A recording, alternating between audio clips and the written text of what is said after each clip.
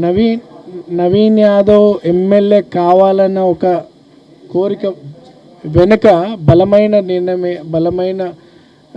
నిర్ణయం ఏంటంటే ప్రజాసేవ. మా ప్రాంతం దాదాపు 80% ఒక స్లమ్. సో ఆ ప్రాంత ప్రజలకి అండగా ఉండాలనే ఒక కోరికతో నేను అధికారికంగా ఒక నాయకుడిని కావాలనేది ఉండే.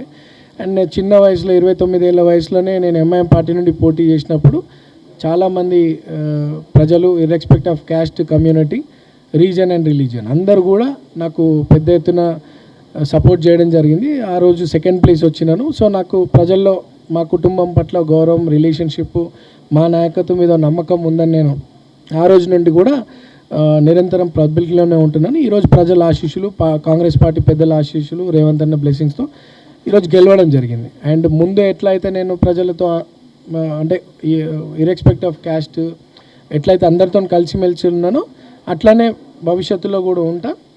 ఈరోజు నాకు ప్రజలు ఒక పెద్ద బాధ్యత, పార్టీ ఒక పెద్ద బాధ్యత ఇచ్చింది. సమస్యలను పరిష్కరిస్తూ ముందు కూడా అట్లనే అందరితో మంచి అందరికీ రెస్పెక్ట్ ఇస్తూ సమస్యలు పరిష్కరిస్తూ ఎమ్మెల్యే హోదా వచ్చినప్పుడు కూడా అట్లనే పబ్లిక్కి కలిసిమెలిసి ఉంటాను చెప్తాను.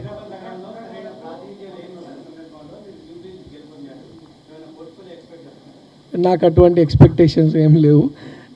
ప్రజాసేవనే నా మేజర్ ఎజెండా. అండ్ డెఫినెట్లీ మా ప్రాంతం ఏం చేయకుండా అంటే ఓకే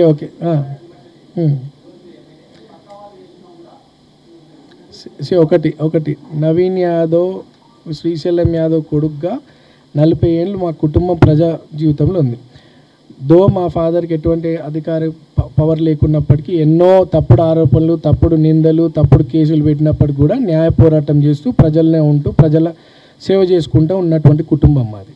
నేను ఆర్కిటెక్చర్ కంప్లీట్ చేసిన తర్వాత మా పేరెంట్స్ కోరిక ప్లస్ నా ఇంట్రెస్ట్ ప్రజాసేవ చేయాలనే ఒక ఆలోచనతో చిన్న వయసులోనే ప్రజా జీవితంలో వచ్చిన 2009 నుండి ఈరోజు వరకు నేను ఏ తప్పు చేయకుండా కూడా అనేక తప్పుడు ఆరోపణలను పెడుతూ నన్నే కాదు నా కుటుంబ సభ్యులని, నా బంధువులని అందరినీ కూడా క్యారెక్టర్ అసోసియేషన్ చేయడం, గత ప్రభుత్వం నన్ను రాజకీయంగా ఎదగకుండా నాకు అవకాశాలు కల్పించకపోవడం, ఎంఐఎం గెలిచే సీటు ఉన్నప్పటికీ కూడా 2018లో నాకు అవకాశం రాకపోవడం, 23 అవకాశం రాకపోవడం అది బీఆర్ఎస్ కుట్రని. అవకాశాలు రాకుండా అనేది కామన్, బట్ స్టిల్ తప్పుడు కేసులు పెట్టి నా లైఫే డ్యామేజ్ చేయాలని చాలా ప్రయత్నాలు చేసినారు. బట్ భగవంతుడు ఉన్నాడు, ఇది దేవుడి నిర్ణయము. ఈరోజు ప్రజల ఆశీస్సులతో భగవంతుడు రేవంత్ అన్న రూపంలో వచ్చి మాకు అవకాశం కల్పించిండు. స్థానికంగా ఎన్నో సంవత్సరాలు అసలు ఎప్పుడు కూడా అక్కడ స్థానిక వ్యక్తులకు ఎవరికి అవకాశం రాలేదు. ఈరోజు కాంగ్రెస్ పార్టీ పెద్దల ఆశీస్సులతో నాకు అవకాశం రావడం, దాన్ని ప్రజలు స్వీకరించడం, వాళ్ళ తప్పుడు ఆరోపణలకు మా ప్రజలు జవాబు చెప్పినారు. సో మా ప్రజలకు మేమేందో తెలుసు. ఇటువంటి తప్పుడు ఆరోపణలు ఈరోజే కాదు 40 ఏళ్ళ నుండి చేస్తూ ఉన్నారు. మేము వాటి గురించి ఆలోచించాం. మాతోనైనంత సేవ చేసుకుంటూ వచ్చినాం. ఈరోజు అధికారికంగా ప్రజల ఆశీర్వాదంతో ఎమ్మెల్యే అయినాను. అండ్ వారి సేవ ఇంకా పెద్ద ఎత్తున చేసుకుంటే ఇంకా మంచి పేరు సంపాదించుకుంటారు. ఆరోపణలు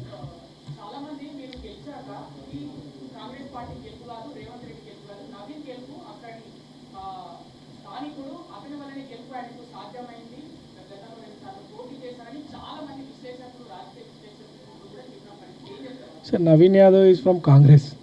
సో నవీన్ యాదవ్ కాంగ్రెస్ పార్టీ అభ్యర్థి.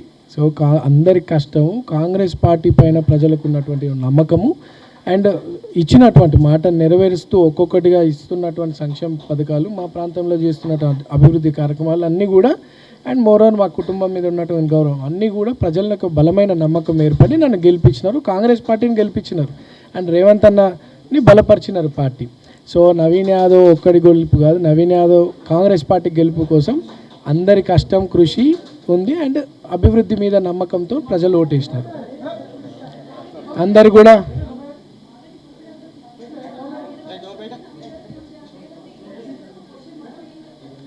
ఎలక్షన్ ఈజ్ ఎలక్షన్, దానికి బై ఎలక్షన్ జనరల్ ఎలక్షన్ అనేది తేడా ఉండదు కదా. ఒకటి గోపీనాథ్ గారు చనిపోకపోయినా జూబ్లీహిల్స్లో బై ఎలక్షన్ వచ్చేది, అది చాలామందికి తెలియదు. And there was a case pending and almost అది ఫైనల్ జడ్జిమెంట్కి వచ్చే సమయంలో తన కాలం చేయడం జరిగింది. ఒకవేళ గోపీనాథ్ గారు బ్రతుకున్నా జూబ్లీహిల్స్లో బై ఎలక్షన్ వచ్చేది and case was pending at high court. So నేను అది కేసు విత్డ్రా క్లోజ్ చేయడం వల్ల తను చనిపోయినాడు కాబట్టి కేసు క్లోజ్ చేసినాం. లేకపోతే election commission was party in it. So ఎలక్షనే జరిగేది కాదు. క్లోజ్ అవ్వడం వల్ల ఎలక్షన్ కమిషన్కి ఆ మెసేజ్ పోవడం, అక్కడ నుండి సెంట్రల్ ఎలక్షన్ కమిషన్ మెసేజ్ పోవడం, ఎలక్షన్ రావడం. ఎలక్షన్ అనేది ఆయన కాలం చేసింది కాబట్టి వచ్చింది.